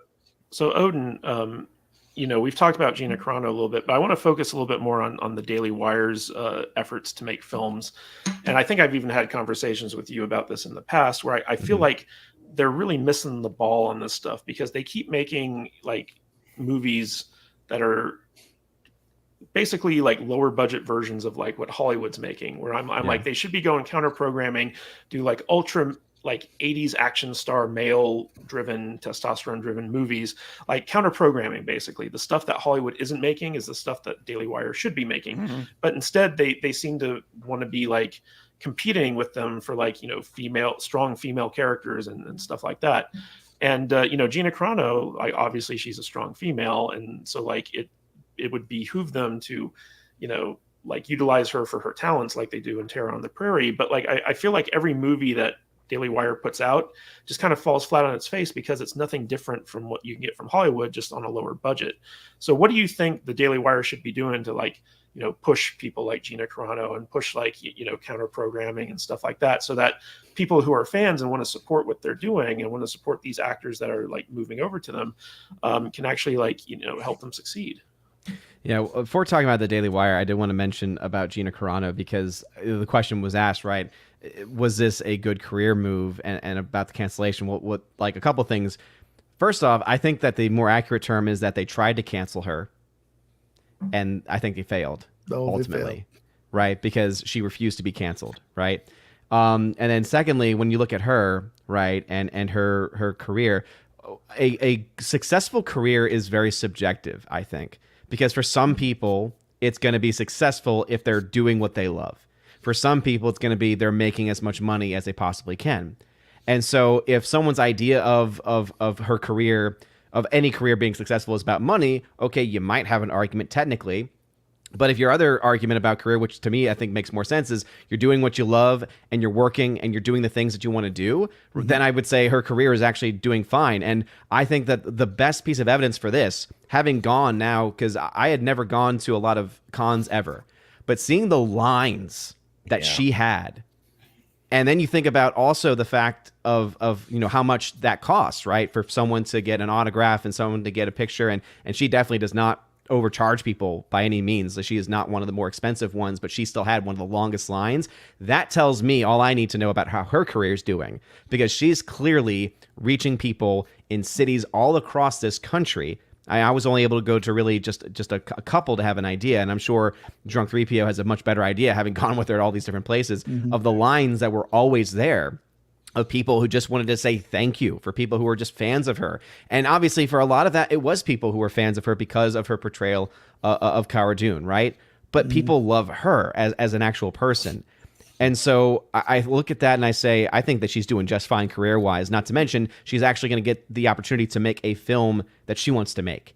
Yeah. And I think that's another thing that the Daily Wire allows for. Now, going to the Daily Wire, their big issue is that they are ultimately a conservative media organization. And so that's their primary focus. And now they're trying to become, right, a movie, TV distribution, streaming service, basically. Yep. And I think that is going to be their biggest problem, is how do they find that separation? And I think that kind of starting from scratch in a lot of ways, as far as just being a television, movie media platform, I think that they're doing okay. But it's clear that they are going to be very slow rolling going forward, because of the fact of how they've started, where their infrastructure is focused on, and where they're going. I think that that's also something they need to figure out is, are they going to try to honestly be a competitor to Netflix, or are they going to try and be their own thing? Because if they're going to try and be a competitor to Netflix, they're going to lose every single time, as far as just the volume of content. Because they've got kid stuff coming out, right? They've got cartoons that they have in the works that are going to be released, I think, this year. They've got a lot of projects that they have being planned. But ultimately, some of my favorite stuff that they've done has actually been their documentaries. I mean, What is a Woman is honestly one of my favorite things that they've done. And I think it's also one of the most important documentaries ever made, especially of the recent time and era. Mm-hmm. And I know that features Matt Walsh, who a lot of people on here don't like a lot, don't like a lot, or at least don't like some of the takes that he makes. But I think that is ultimately the problem with the Daily Wire, right? Is that they have not quite figured out, or best case scenario, are at the point of just now figuring out how better to move in that direction. But they really do need to find that counterbalance. And I think they're struggling to find that balance right now. Yeah, I feel like if they focus more on like genre movies and stuff that Hollywood wasn't making, like 80s action style movies, like bring those back, do something that fill the gap that Hollywood is making. I feel like that would be something like far more beneficial for them as a company, and also for like actors who maybe like get Adam Baldwin, give him like some type of deal, like he's up there with Gina. But Gina's helping them because she, even though she wasn't as invested in or as entrenched in Hollywood as some other people we could think about. I mean, I just remember from Drunk 3PO, who's in the chat, some of his live streams and behind the scenes stuff. Awesome. I remember one of my favorite interactions was between him. It was between Johnny Lawrence himself and Gina Carano, and just knowing that she, through these cons, is still meeting with all these big people, right? All these other people that are attached to different things, different properties. So what that does is, one, opens up her opportunities, but then also it's good for the Daily Wire because it also opens up opportunities for them to be able to get some people to start coming in too. So again, we'll have to wait and see. It's a long game for them. It's not, they're not going to have a lot of short-term success. They are building, and I think that's a good thing, but they're not going to blow up overnight. So speaking of people creating content, Battinson has been confirmed to survive the DC purge, at least according to Matt Reeves, who was behind the Batman. So this is from Brian's favorite website. So I don't know, if we want to give this too much credit, but basically, Matt Reeves came out and said that it looks like his movie, the sequel to the Batman, and the TV shows that are spinning off from that are all going to continue to go forward as like an Elseworlds type thing, and it's going to be in parallel with James Gunn's version of the DCEU. Although he does say that they're set to meet with James Gunn and his producing partner, but they haven't met yet. So I'm wondering, like, just how accurate this might be. I'm guessing that it's probably pretty accurate because the Batman was like a big hit and they have all this stuff in the production. At the same time, I'm like, if I were James Gunn, I wouldn't want a rival Batman franchise going with like my stuff. So Brian, what's your take on that? You're pretty, like I said, like you have your DC channel, you're pretty tuned into this stuff. What's going on here? Do you think Pattinson's Batman is going to continue to go in parallel with the new DCEU? Yeah, parallel is the answer. Like, yeah, they're going to probably continue for another movie. I'll tell you this, if his universe, his kicked off universe that he's going to just go, balls to the wall for, if it has success, a moniker of success, if it's just like most people like this, then there is absolutely no way that Battinson's parallel universe continues past the next movie. I think that once James Gunn's universe, I'm going to be positive here, I'm going to be optimistic. Once it starts to see success and his version of Batman, whatever it is part of that universe, the studio is going to be like, hey, just go ahead and we're done with the Matt Reeves stuff. Let's go ahead and stop doing that now, because we don't want to water down the brand. Because while us YouTubers and people that are really in the know and that read the trades and even read direct for some reason, for us, when we read and watch this stuff, like, we are in it. We are like engrossed in it. We want to know who's doing what universe is which, et cetera, et cetera. We want to understand it like deeply on a fundamental level. Most normies are just going to the movies. So if they are a fan of this movie and this character and that character, and they keep seeing the different Batmans that are coexisting, it's going to confuse most normies. And confusion that's the worst thing for a fan base to have, is being confused. Because most people, their reaction to confusion is apathy. They go, all right, well, good luck with that. And they just walk away. So once James Gunn gets going, I do not believe that Battinson will continue unless Battinson is actually part of James Gunn's universe, which I highly doubt. That's my thing. So real quick, Matt, we got a super chat from JT Gunn for $2. One more to support the new studio. Thank you so much. Thank JT. you, Dan. Thank you. Anyway, Matt, what were you going to say? Not to disagree with Brian, but I'm going to disagree a little bit. I think if it was any other character in the DC universe than Batman, then I could kind of see the point. It would be confusing. But we've been getting a steady stream of Batman movies basically for the last 30 years now, right? Since like 1989. And there's been like 15 people play Batman. I don't think people have any issues separating Batman stories from a concealed comic book universe. You know what I'm saying? I don't personally have a problem separating the two. It wouldn't bother me if we had the Battinson movies over here and we had whoever the new Batman is with the new Superman over here in James Gunn's DC universe over here. It's just in my mind, it's an easy thing to separate. And I think, saying that the normies out there couldn't separate the two as well is a little strange, because I don't think it would be that hard to do. I just want good stories. That's what I want. And if I have two different worlds coming out of DC, then I guess that's fine with me. Because I don't think we don't get like a ton of Batman stuff. It's just a steady stream. Battinson's just the current iteration. We had Christian Bale do it last decade. Now we got this one. So I don't know. It's not that big of a brain thing for me at all. So I don't know.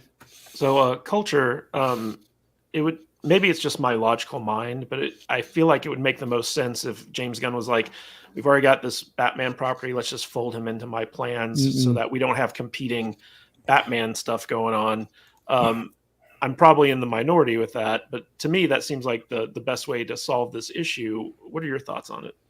Well, my thoughts are this: you can't get rid of the Trinity, the high quality Trinity in casting, not in movies, but in the casting of the, obviously Gal Gadot, Ben Affleck, And Henry Cavill is Superman. I don't care what anybody says, he just is. So when you pull out the best Superman you're ever going to have that isn't Christopher, right? You can't really hang on to all this other extraneous stuff, and I understand that Gunn's likely to keep his bologna sausage Peacemaker show going, but I'm telling you right now, Tom's right. I don't believe he's going to want to hang on to Pattinson. It doesn't make sense to disassociate yourself from almost everything other than your little pet project thing, and not try to figure out a way to put, Matt Reeves, somewhere else. Like, hey, you know what? You're great, but we're not going to do this Batman thing. What else would you like to do? Because I honestly believe that would be a better move. You can't stop the Joker musical thing, because that's like in full force now. And you might want to stop the Penguin thing, but I don't think that's stoppable. But you've got to figure out a way to draw that line, because you will create consumer confusion. And people will, and people be like, well, I don't like that Batman. It's like you're undercutting your own box office receipts by giving them two options instead of just one. When you're a studio, you want to give people, okay, this is our Batman show, this is our Superman show. You don't want to give them smorgasbord of characters. Doesn't make sense. And I'm going to say this out loud. I hate the way they're excusing all of this with a multiverse. It's not just DC doing that. It's definitely Marvel doing that. Yeah, but it's such a cop out. It removes all stakes, right? And the last thing you want to do is remove stakes. You want everything to count. So you can't have two Batman and have everything count. You just can't. You can't. So Odin, when the Batman was released last year, it was kind of like the first big movie release after lockdowns were lifted and people could actually start going to the theaters again, and it did pretty well at the box office. You're our box office mogul here. Can you break down the numbers for us? And do you think that the sequel is warranted based off of the returns of the first movie, and is that going to play a part in the decision of how the Battinson verse is going forward? And I think that's the ultimate big issue, is that, talking about confusion, I totally agree with culture, right? Confusion is not good when it comes to getting people in seats. But then you have the Flash movie, and everything that we've just heard about the Flash movie seems like it's going to be complete and utter confusion chaos. So I honestly, because there's questions still about even Ben Affleck, right? There's some reports he's there. There's some reports he's gone. It's like, okay, well, I don't know who to believe on that. There's been a lot of reports that the Battinson verse is its own distinct universe, just like the Joker verse is its own distinct universe. And so is that going to be seeing a change or not? And again, going to the numbers, I think that this might be, if they do decide just to scrap basically everything and start off, okay, we're going to have one of each thing, which again, based off of what we're just, the Flash, I think is going to be a complete cluster. But this is one of the worst performing Batman films in history, especially of recent history. The Batman made $767 million worldwide, made about $100 million in profit or so, versus The Dark Knight, right? So you look at the most recent, the Nolan films. Obviously, Dark Knight is up there, $1.2 billion. But even Batman v Superman made $924 million. So you're dealing with someone who, again, some people might like as Batman, but he's the lowest moneymaker of the recent era of the Batman. And you add on top of that the confusion that's going to come around with the Flash movie. To me, you either keep going where you're going in a certain sense of keeping certain things in one corner distinctly, right, while basically by saying, okay, we're going to do the Flash, we're going to do time, Flashpoint, etc. So maybe we just do here's the main timeline, we make that very clear, but then we have these iterations. But you have to be clear on that, and the question of whether they can pull that off, I would say, is probably not looking very good. It's like, or you have to start everything from scratch, and it's clear that again, as many people that might like Pattinson, he is not really the future if your goal is to make a lot of money, at least according to what we have so far. But Odin, the Pattinson Batman is so successful. Everyone loves it. Look how much money it made. It made just about a little bit more than Thor: Love and Thunder. Just a little bit more. I keep saying the same thing. I'm like, yeah, if this was a no-name character, I'd be like, you know what? You're right. I didn't like it, but clearly I'm wrong and it's successful. but it's Batman. It is the worst received version of Batman. Come on. So I started a poll. Matt Vader. Yeah. James Gunn had no problem nuking Henry Cavill's Superman. Yeah. Why do you think he can't nuke Matt Reeves' Batman in the same way? I didn't say he couldn't. I just don't think he. No, I'm not saying that you think that. I'm saying like just in general, like couldn't he do that and just like make it easier for him going forward with his 10-year plan? Just get rid of all the dirty laundry. We got Flash coming out. We got Shazam. We got Aquaman. Sure he could. All that stuff's ending basically. Yeah, but the Battinson stuff isn't part of any of that stuff. It never has been. It never was, and it shouldn't ever be. It's its own separate thing. I really don't know why you guys think people would get the two confused. It's not that I'm thinking it's confused. I would just think that James Gunn would want a clean slate. They're both called Batman later. Yeah. Oh well. Yeah, I don't know. I think you guys are crazy. I think they could easily run congruent with each other. I just started a poll. We're gonna find out on the Twitter world here in 24 hours. But I mean, yeah, I get it. It would be weird having two separate Batman franchises out there, but I don't think people are as stupid as I feel like we're saying they are. I'm not saying that's not what we're saying. We're not. My wife didn't know that Amber Heard was in Aquaman. She was like, that's the same person? She was following the court case. She's like, she's horrible. I'm like, I mean, I don't. She's gonna be in Aquaman. She goes, what? She is? I didn't watch the Battinson movie. And ever think it had anything to do with the DCU. It's complete. It's stylized different. It's the stories are told different. It's a completely separate entity. And dark you can't see anything. Yeah, I didn't say it was great. I'm just saying. But I think an issue comes in. It's not so much that the audiences can't distinguish it. It's that if Gunn wants to make another Batman movie within his plan, you're gonna have competing Batman projects. Like 1 year a Battinson movie comes out, the next year the Gunn Bat. But here's the question. And you're like we're splitting resources on the exact same franchise. But we don't even know if he wants to make a Batman movie. We don't know what he wants to do. He might want to make movies about all these weird characters from the John Cena show. I mean. Be a massive failure. You can't make a DC universe without the big three. Well, I agree, but it doesn't mean that's what we're getting. Yes, it does. I mean, we're gonna get a Superman movie. That's the only thing he said. We're gonna make a young Superman movie. That's it. That's all we know. He said so far. You're right. He could be like, you know what? I want to make a whole franchise about Polka Dot Man.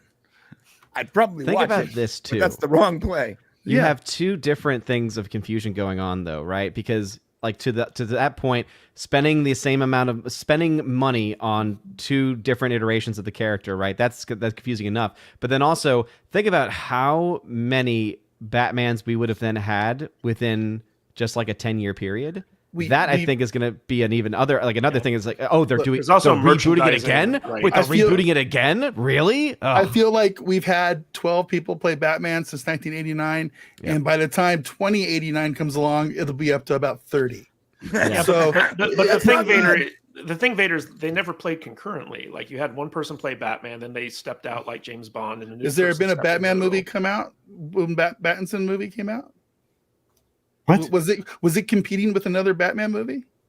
No. Well, it's actually technically competing with two different Batmans in the Flash. But I mean, that's just it doesn't. I mean, we'll set all that aside. But here's the thing: if you're a studio, especially if you're Warner Brothers right now, you have finite resources. They are slim. Yeah. You can't afford to write a $200 million check twice on two different Batman films and not see the maximum return that you could possibly see out of that character. Henry Cavill.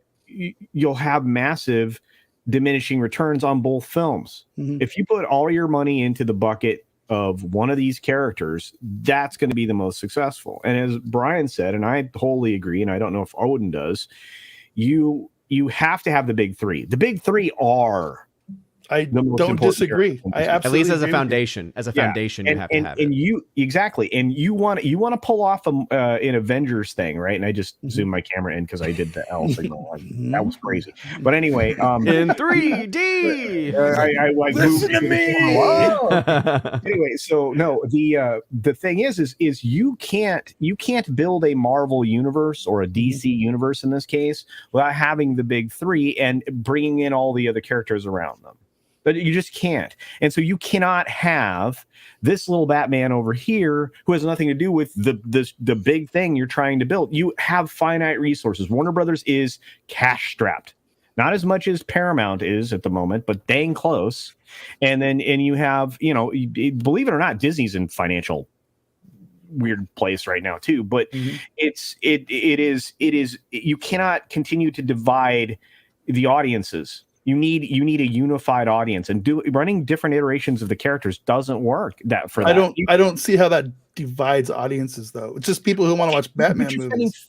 You're spending $400 million. Go ahead. I'm sorry. Yeah. If a Battinson movie comes out, I'm gonna go watch it. And then when James Gunn's Batman movie comes out 8 months later, I'm gonna go watch it too. It's the issue of spending money, I think, is what it's trying to get. And I totally agree because, kind of get everything into perspective. Warner Brothers, I believe, is probably the worst performer studio of this year, last couple of years. Like, we're talking about operating, at least from just a box office level, in the red. Yeah. Like not even breaking even with all their films together. Like, you look at every film that they've put out, and the vast majority of them have been losses, and in many cases, huge losses. Because they've been bad movies. Yeah, exactly. Because you look at Paramount and you can say there's some losses there, but then you look, there's like $600+ million in gains from Top Gun Maverick. But then also, again, Disney too, right? You look at them and you say, okay, they've had $100 million losses, and now they're getting a lot of money, obviously, from Avatar. But the streaming services are really where we're going to start to see some changes that probably are going to need to happen, because they're just operating on a loss based on what reports are coming out about, and this is the thing, and I love this because Odin's here. Netflix took how long? Once they went to the streaming service, how long to be profitable? It took them a decade, 15 years.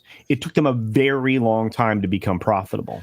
And they were utilizing everybody else's content to do that. Now imagine trying to build content that people will be engaged with because they've already seen all your old stuff. Disney has an amazing back catalog, but most people own physical media representations of that. And so, you go to your library and you look at your Disney movie, right? And of course, now they're all moving to limit physical media, but it's too late. The cats are out of the bag. So then you bring inferior content to the marketplace across the board, not just in theaters, but on these streaming services. Yeah. I mean, I think that I think that Warner Brothers realizes this. I think you have several of these studios going, we're kind of effed right now. I mean, I really think they're seeing that. You can't lose $1.5 billion in a quarter in content creation alone for DTC. You just can't. That's what Disney just did. It's crazy. You can't do that. Yeah. No, I don't have an issue with anything you guys just said. I just yeah, nice. I love that. The smell of physical media in the morning. It's just phenomenal. Hey, real quick. Go ahead. Real quick, Brian. I heard rumors that that Ezra Miller could continue in his role as Flash, especially considering the fact that he seems to have some type of relationship with James Gunn. Is there any truth to that rumor? What kind of relationship?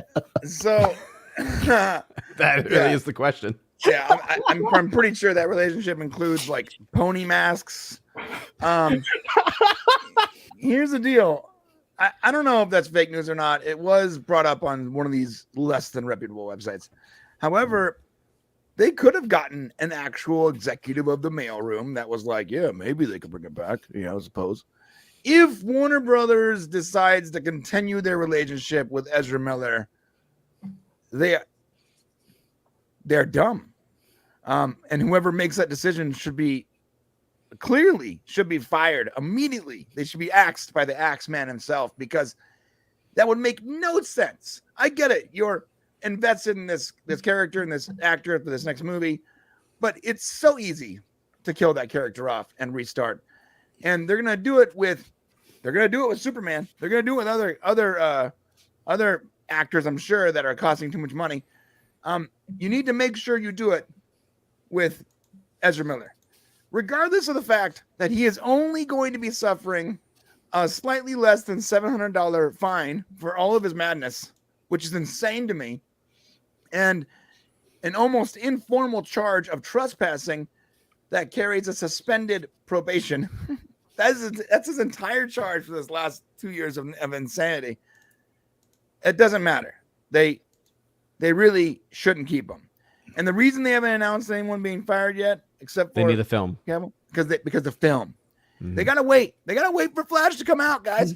Flash has gotta come out. It's gotta make some money, and then they could be like, you know what? We're parting ways with Ezra Miller, blah blah blah, whatever. But like they gotta make their money. Wait until after the Flash. Oh, if it flops, I'll be so happy. Recasting. We're gonna recast Jason as Lobo, and I said the same thing. James Gunn shouldn't have said shit about Cavill. Or anything. Or anything. Just keep your mouth shut, dude. Wait for the next year movies to come out, and then you can start blabbing. But you gotta wait. You shouldn't have said anything about Cavill. Let everyone believe that he's back for the next 6 months. That's the business decision. Because if that impacts their bottom line on Flash, then all of a sudden they can find this position where they're like, maybe we need to beg Henry to come back because apparently a lot of people like him. Well, but you're right. Okay, so everybody here is right when it comes to the monetary decisions that should have been made, instead of this reaction that was done online, because you are right. Flash is going to be a money loser because there's no consequences. Again, see, you're removing stakes. There's no consequences for this film because it isn't going to affect anything else because there won't be anything else, right? Aquaman 2 is the same thing. Plus, you didn't pull out the horrible human being that's in that film that's going to turn a lot of fans off to begin with. So Aquaman's toast, right? The only thing I think that has a positive direction is probably Blue Beetle, but I could be wrong there.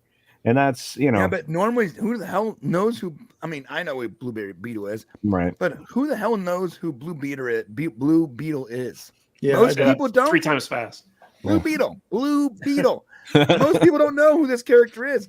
And me having lived DC for the last 30 plus years, I barely know who he is. I don't really care about this character very much. Do I want to see a movie? Sure, but he's just a no name. And someone was comparing it to Iron Man, like, well, Iron Man wasn't really a well-known. Like, that's not true. That's not Iron true Man wasn't a well-known quantity, a super well-known quantity, but he was a lot more well-known than a kid named Blue Beetle. Listen, man, when I was 10, I knew exactly who Iron Man was. Yeah, come on. I did not know anything about Blue Beetle. Okay? Guardians, you might be able to argue that was a bit more obscure, but that's the reason why I think that's the reason why so many more people have a lot of trust in James Gunn, was because he took something so obscure and made it awesome. Mm-hmm. But I don't really like what he's done since then. So, all right. And on that note, I think we will end the show for today. I want to give a quick shout out to Tom Connors in the chat. Yes. Mr. Connors, you are always welcome. You just need to text me as opposed to tweet at me, because I missed the tweets because I'm doing stuff. But feel free to come on. You have an open invitation anytime you want. Just let me know. He chews me out once a week for not for texting them and not emailing them. So, it's okay. Yeah. I have my system. I have a system that people need to recognize. It's like I've been really don't have any classified documents in that system, and you'll be okay. I've been really busy setting up the new podcast studio that we got out here in Las Vegas. So I've been very lax on Twitter and all this stuff. I'm usually very much on top of. So I apologize for that.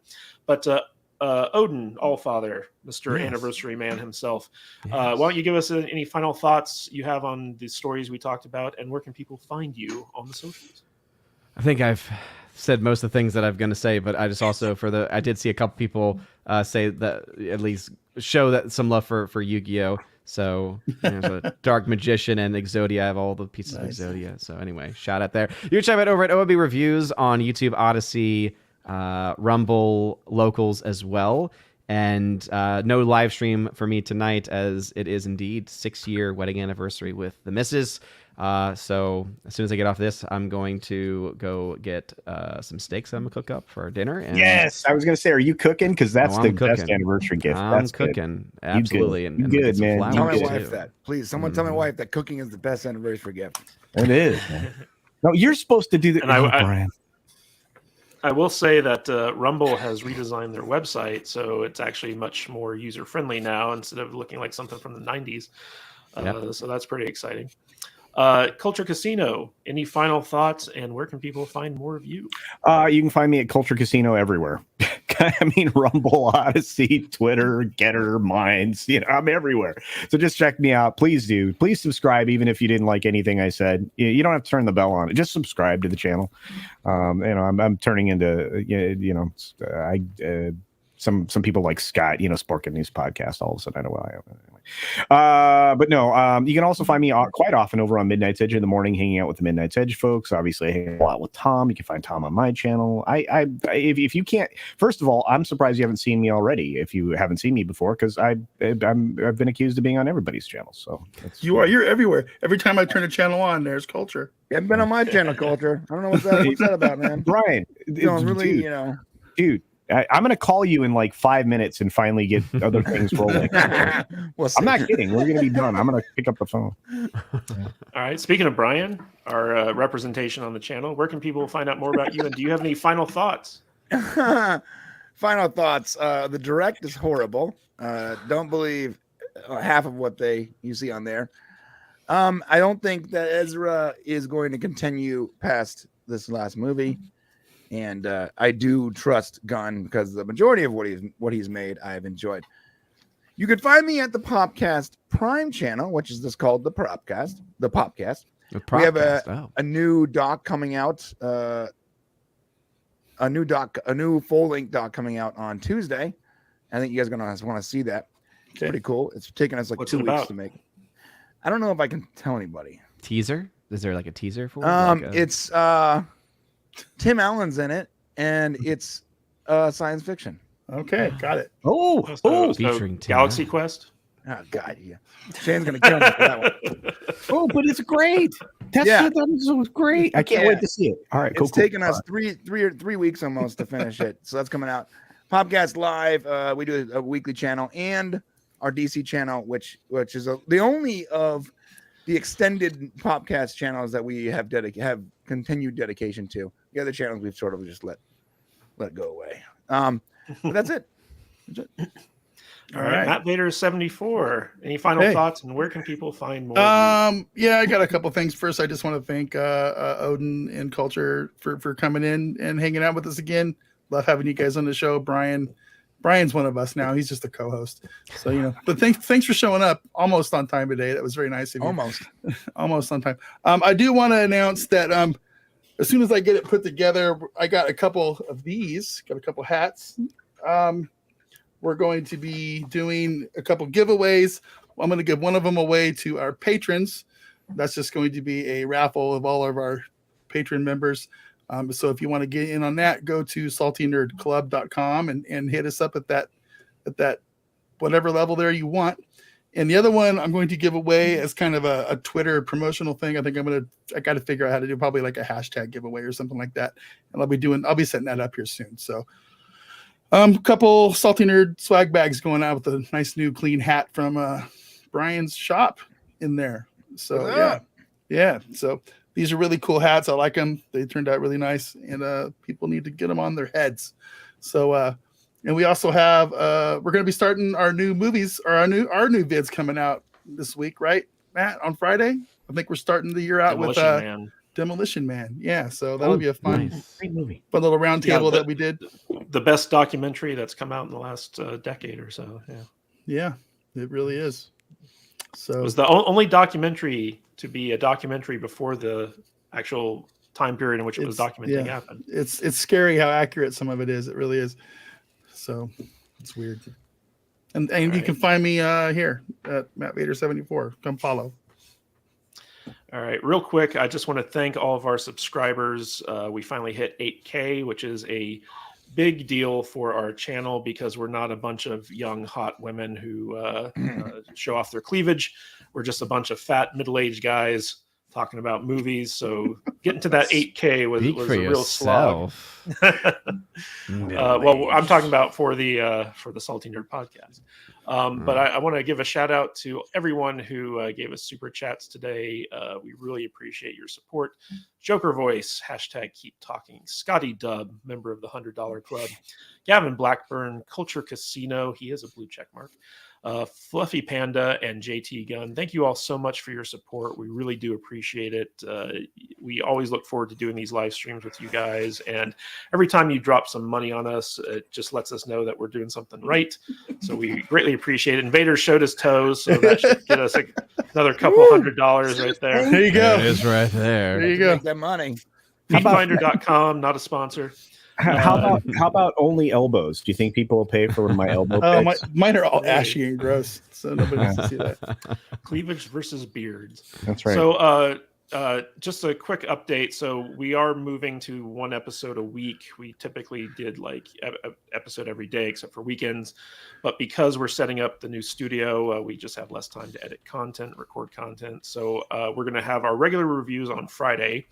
And then on Mondays or Tuesdays, I forget which, we're going to be doing Star Trek, the original series. We're going to be doing live commentaries for our club members for those things. And if you've watched our previous Star Trek, the original series stuff, you'll know that we have a lot of fun with those episodes. So this is a good way to kind of get in on that. We're going to go through the entire season 1 of Star Trek. It should be very fun and interesting. But a quick update. So we've secured our office space out here in Las Vegas. We are building out our studio right now. We're in the process of ordering all of our equipment and getting set up. And so it's very time consuming, but pretty soon you'll be seeing us recording our stuff from our actual studio. So it's all very exciting. Anyway, I want to thank everyone who came on our panel today. Culture, always a pleasure. Mr. Odin himself, thank you for being here. Brian, even though you are a regular, we always appreciate it when you're able to make it from your ranch and bad internet. So we appreciate that a great deal.